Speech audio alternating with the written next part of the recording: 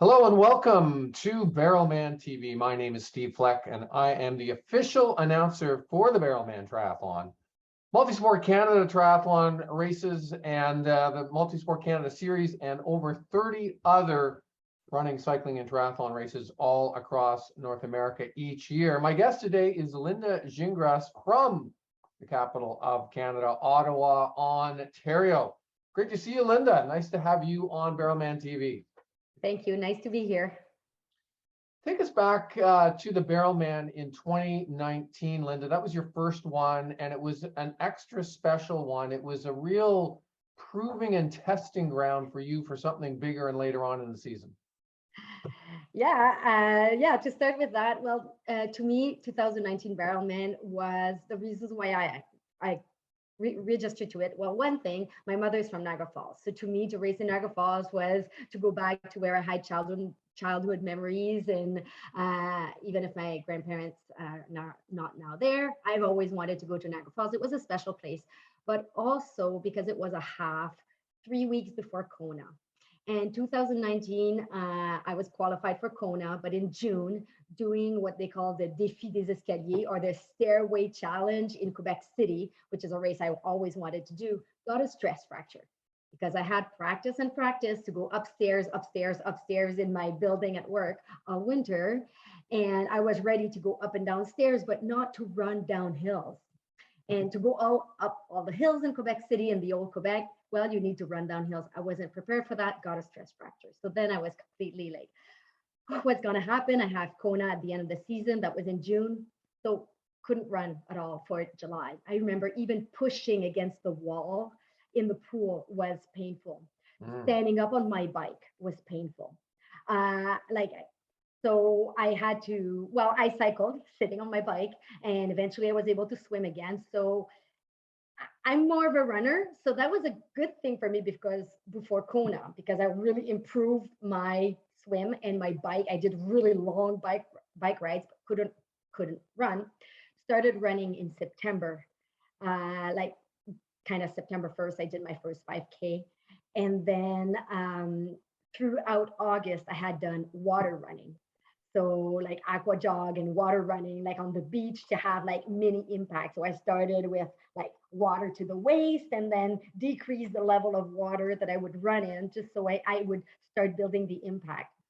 So Barrelman to me was like kind of a pass for Kona. If I was able to do a half, I was going to be able, I was going to be able to do the full 3 weeks later about that. And So then I remember Barrelman was just like, okay, get that finished and make sure you don't injure yourself. perfect. So then how did, I'm just asking the obvious leading question there. How did things go for you at the Ironman World Championships in Kona 3 weeks later? Well, I was super happy. I did finish. Obviously, you don't go to Kona to win anything, just to participate. So I did do it. A little bit disappointed. I wanted to finish before sunset, which was about 6:30 or something like that, and I finished with the sunset, but I was running when the sun kind. So I didn't do probably by 5 minutes my goal. And obviously I hadn't had like any volume of running for that summer. I did probably my worst marathon ever, but I mean, I did it without being injured, and I had obviously a great time. I think qualifying for Kona is more of a challenge for any triathlete than doing Kona. Doing Kona is kind of the cake, right? It's like it's being there and feeling it and seeing it. That is the experience. I'm not of those that go to Kona to win anything. So I would say that I was happy that the injury happened on my way to Kona and not my way to the qualifier, right? Because that could have been more jeopardizing. Perfect. So now with races and events coming back, this is sort of the comeback year, 2019. No races and events for 2 years. So 3 years later, what are you looking for this year going into the Barrelman coming up on September the 18th? Well, obviously, again, it's the hometown of my mother. So going back to Niagara Falls is always nice, always an occasion to join tourism, a little bit of vineyards, a little bit of sightseeing, and a triathlon. So because it's a long ride from Ottawa, I like to combine and to do a long weekend with some scenic views and memory places, maybe some family, who knows. And obviously, I think the goal of every triathlete is to beat your time, your earlier time. So I don't know if that will be possible. It's always depending on the conditions, right? Wind, no wind, heat, no heat. So it's always difficult. But obviously, I think my goal would be to do better if I can. And it's also my first half in a while. My first and only half for the year. I've done three triathlon, like two or three. I don't quite remember. I've done Meech Lake. I've done three: Meech Lake, Charlevoix, and Kingston, and so all of increasing length, and that will be my first and only half this year. So I was delighted. Well, you kind of gave away a little bit for my next question, which was, how has your year been going? You've had three races, it sounds like, on the schedule, and we saw you at the Kingston Triathlon. You had a great race at the legendary K-Town Triathlon. How's this year been going with those two races and the training all going to get to those races? Good, good. I must say that there's I would say, a pre-pandemic triathlon, Lynda, and a post-pandemic triathlon, Lynda. I used to do a lot on the Quebec, le Circuit du Québec, like Coupe du Québec. So I would do some of the triathlon over and over in the same towns, in where I used to live, in the Saguenay, or I would go to Magog, I'd go to Montreal. I would keep there. Whereas this year, post-pandemic, is trying new triathlon I've never done. So I did Meech Lake Triathlon, which is in the Gatineau Park. I've always wanted to do it, but it was always at the same time than another race, so I could never do it. And so I was happy to do it this year. Then also Charlevoix, that I did, was the first time I did it. Kingston was the first time I did it. So I go with a different vibe, and I also go with a club, the Bionic Triathlon, that we started a year ago. So right now, like, I think even after Kona, it's like, okay, what's next? Now I want to help other enjoy triathlon, improve, or even do their first triathlon. This is more, the post-pandemic triathlon, Lynda, and I really enjoy this. Seeing people doing their first triathlon, or asking all these questions about how they're stressed, and how they can, make it happen. So I think that's also a nice thing.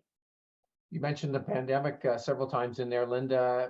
How did the pandemic impact you? You sound like a very enthusiastic, passionate person, and I know the pandemic impacted athletes and triathletes in very different ways depending on their attitude and their approach. Obviously, no racing for 2+ years. How did it impact you, and how you approach the training, and what did you look forward to, down the road when we finally got out of this and into this year? Yeah, well, yes, pandemic was hard, I guess, for everyone. I think when it started in March, I think it probably took me a few months before even doing once interval training.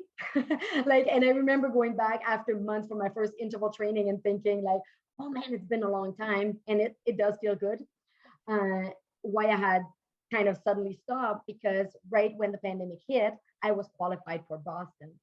So I was doing long runs. I remember doing my 30Ks just before pandemic, right? Because we were a month out of Boston. And so I had a lot of volume. I had done all my volume in the winter. I remember 21K with -21 weather. I remember.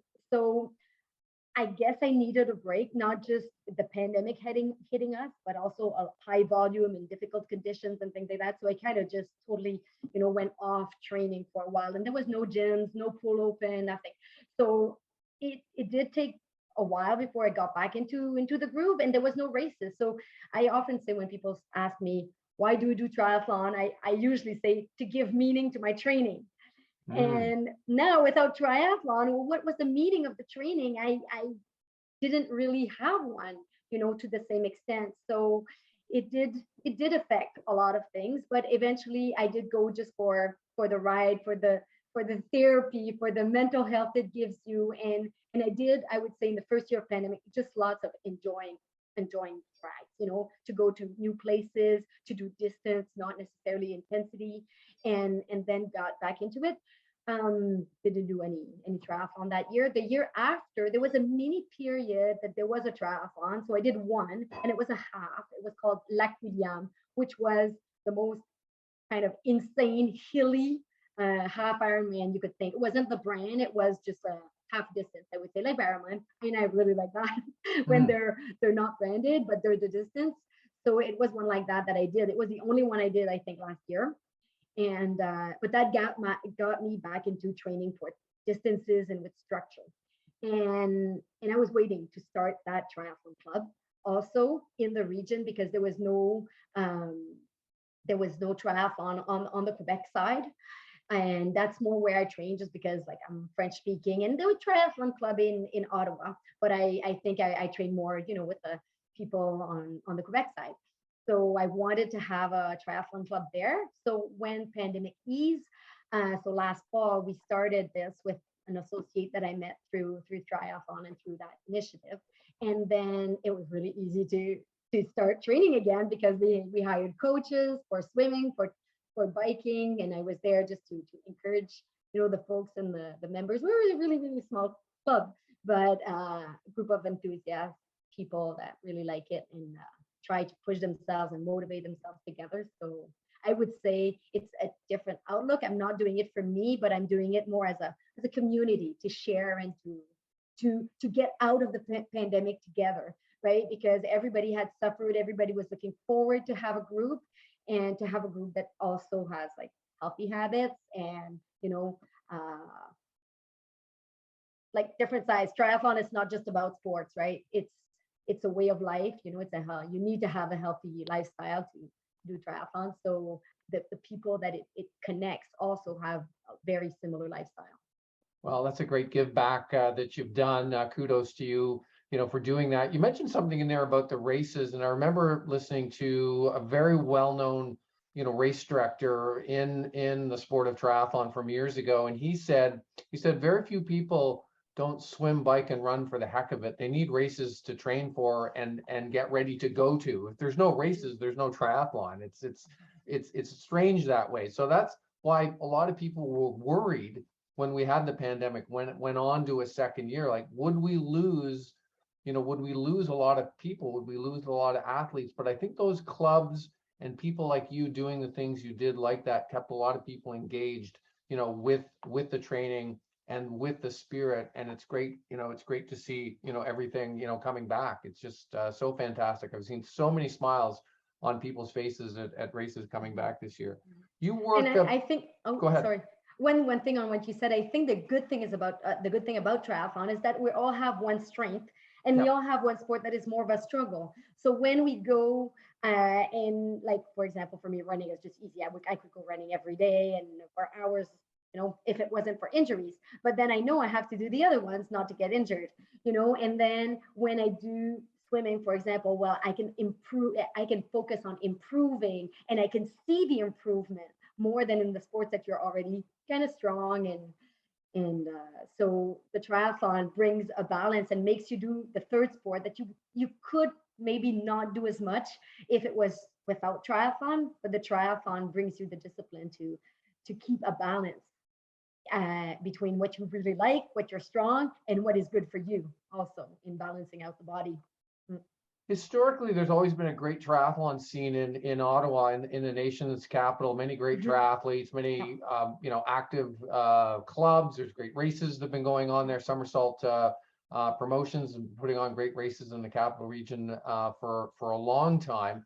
What's it like to train there? And of course, I mean, by extension, you just go across any one of the bridges and you're right into Gatineau, into Hull. Great riding in Gatineau Park. What is it like to train in the capital region? Well, I can start on the Ottawa side. Obviously, a beautiful place to run. Doesn't matter where you go, you have a trail by the water. It can be the canal, Rideau Canal. You can run there all year round. You can run by the Rideau River, by the Ottawa River on the west side, on the east side.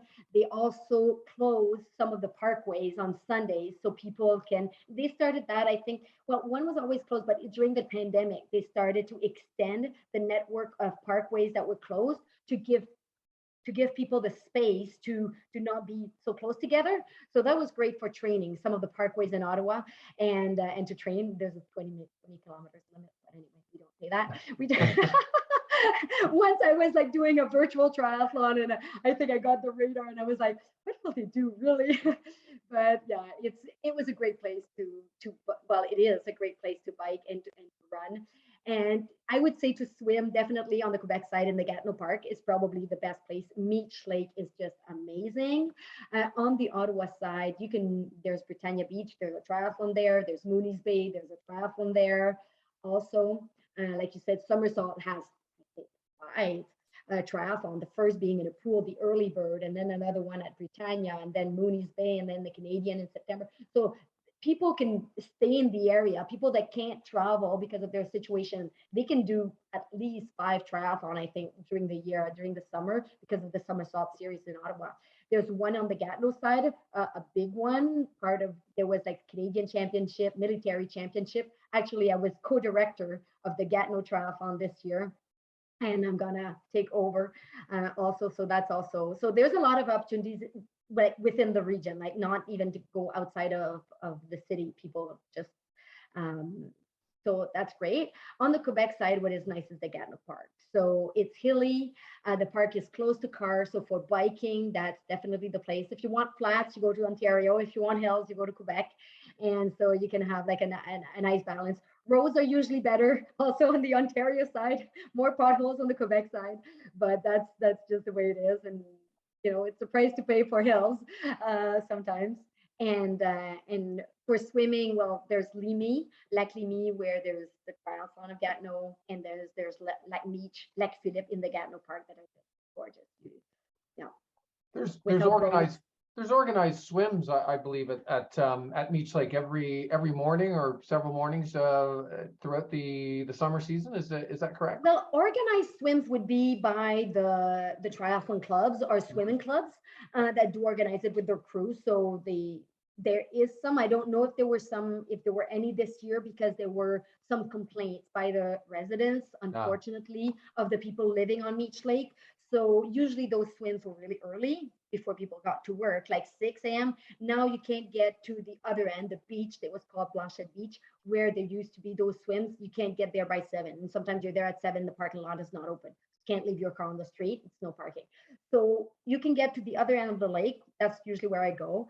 O'Brien Beach, they call it. And that opens at 5 because it's before, going through the stretch of residents that are along the water.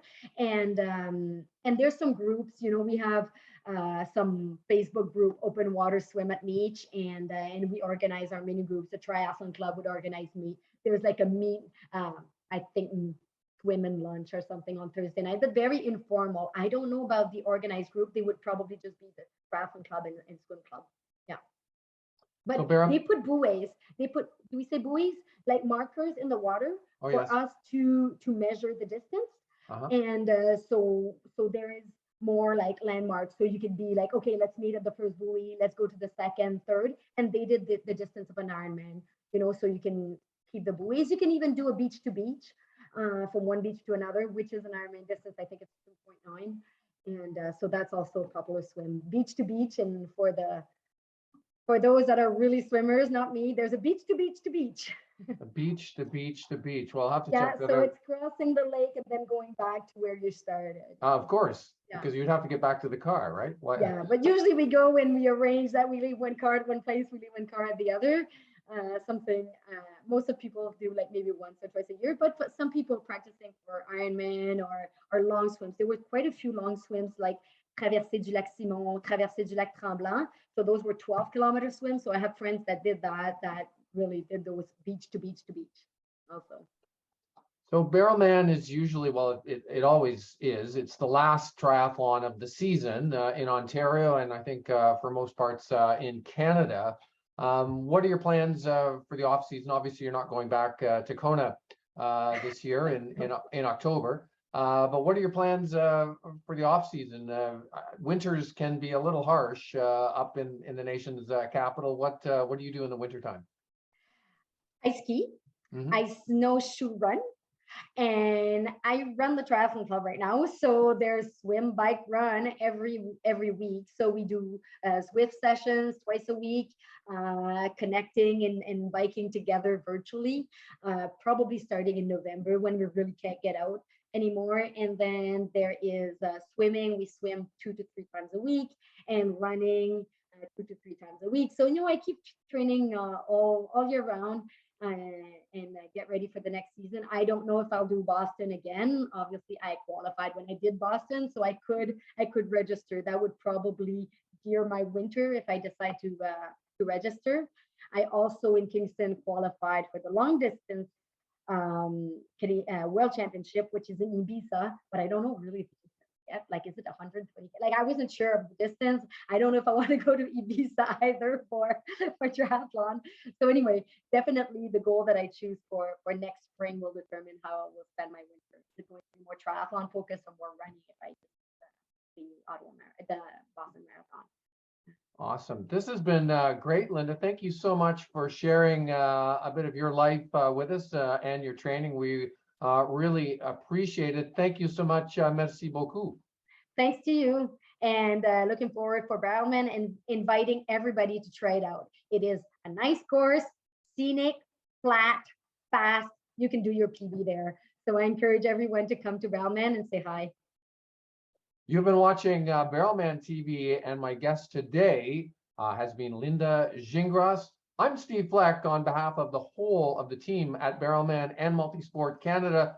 Thank you for watching. Until the next time, à la prochaine.